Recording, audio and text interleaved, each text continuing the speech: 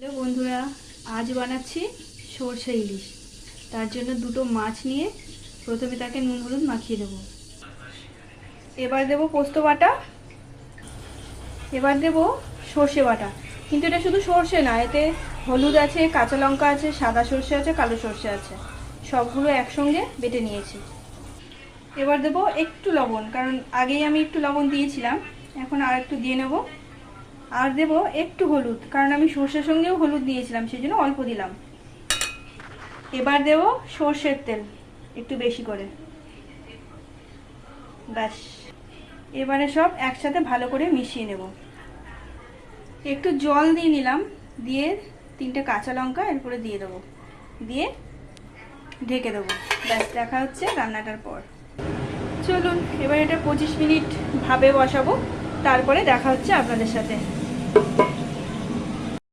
চলুন, ইলিশ ভাপা তো হয়ে গেল, এবার আপনাদেরকে দেখাই কেমন হয়েছে। শুধু ইলিশ ভাপা না, সঙ্গে আরও আছে, চলুন দেখাই। আছে ভাত, ইলিশ মাছের মাথা ভাজা, পটল ভাজা, বেগুন ভাজা, স্যালাড আর ভাপা। এই হলো আমাদের রাতের খাবার। চলুন এবার আমরা খাই। আজকের মতো গুড নাইট, সবাই ভালো থাকবেন।